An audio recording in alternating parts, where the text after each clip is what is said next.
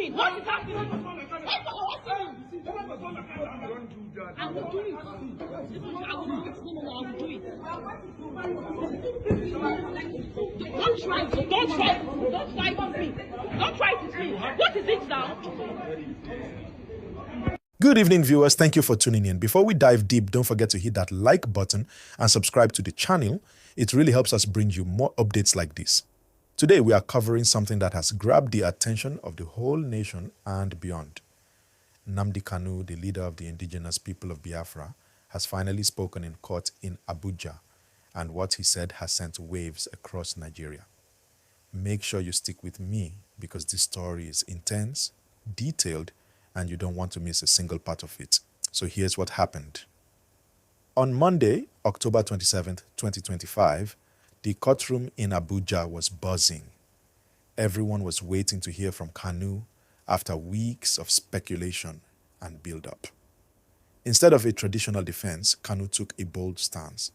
He said he would not present a defense at all. Imagine that.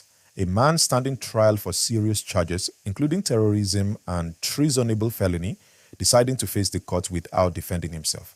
He claimed, very confidently, that the charges have no legal foundation and that there is no case against him.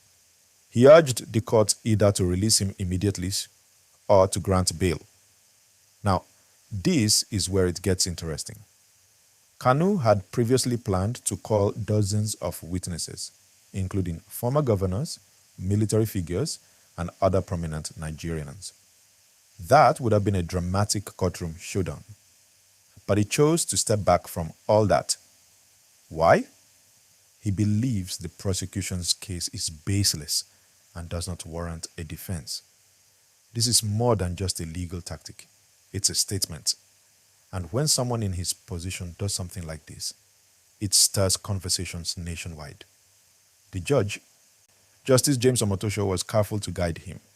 He told Kanu to make sure he understood what waiving his defense really meant. The court also asked him to submit a written statement detailing his position. Then, the trial was adjourned to November 4th for the adoption of final written addresses. But even in that short courtroom session, the energy was palpable. You could feel history being made. Kanu's decision has triggered a range of reactions. Supporters see him as standing up against an unjust system. To them, he is a symbol of resistance, a man willing to challenge what they see as legal and political overreach. On the other hand, critics argue that this approach undermines the judicial process.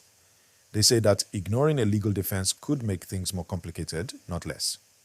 Either way, it's sparking conversations in every corner of Nigeria, from political circles to social media platforms. And speaking of social media, you can bet the commentary is intense. People are debating what this means for national unity, for the security agencies, for the courts, and for everyday Nigerians. Protests have flared in some regions. Supporters march, chanting for his release, while security forces are carefully monitoring public spaces to avoid escalations. It's tense, but also deeply fascinating to watch unfold. Let me pause here and remind you again. If you haven't already, hit the like button and subscribe to the channel. This story is unfolding live and you don't want to miss the updates as they come. Also, leave a comment below. What do you think of Kanu's bold courtroom decision? Do you see it as courage or as a risky move? I want to hear your thoughts. So, as we continue, let's talk about the courtroom atmosphere. Imagine the tension in that Abuja courtroom that day. Every eye was on Kanu. The security presence was strong. Journalists were snapping photos, and social media was already lighting up with updates.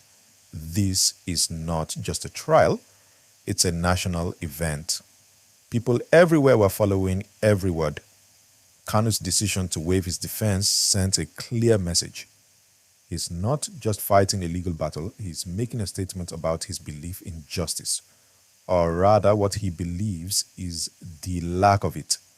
And this is something that gets people talking because it's unusual. In most trials, even when someone believes the charges are unfair, they usually put up a defense to protect themselves legally. Kanu chose a different path, and that choice has made headlines worldwide. Now, let's break down why this matters so much. Kanu has been at the center of Nigerian political discourse for years. IPOB, the group he leads, has always been controversial. Some see them as freedom fighters, advocating for the rights and autonomy of the Biafran people. Others view them as a security threat. His trials are not just about him. They're about the broader tension between state authority and separatist movements. That's why when he speaks in court, people don't just hear his words. They analyze every implication, every subtle hint, every reaction. At the same time, it's important to note the legal strategy here. By refusing to defend himself, Kanu forces the court and the prosecution to rely solely on their evidence. If the prosecution cannot prove the case on its own, that's significant. Experts have pointed out that this move puts the spotlight directly on the government's ability to substantiate its claims. In a way, it shifts the pressure entirely onto the other side. Meanwhile, the public reaction has been enormous. Across Nigeria, discussions are happening on every platform. People are debating, was Kanu right to do this? Is it courageous or reckless? How will this affect national security? How will it affect his supporters? And of course, protests are a natural result of such a high-profile case. Supporters are vocal, organizing peaceful demonstrations and using social media to spread awareness. The message is clear. They want justice for their leader. And here's something to think about. This isn't just a legal or political story. It's also deeply human. Imagine the tension, the emotions, the hope and fear in that courtroom. Not just for Kanu, but for the lawyers, the families, the judges, and the citizens following every moment. This is why people are glued to updates and why this story resonates with so many. It's history unfolding in real time. Before I go further into the reactions and wider implications, let me pause for a quick reminder. If you haven't already, smash that like button and subscribe to the channel. We are bringing you the full story in detail and you want to stay with us. Comment below if you're following the trial closely and tell us what you think of Kanu's approach. Your opinion matters and adds to the discussion.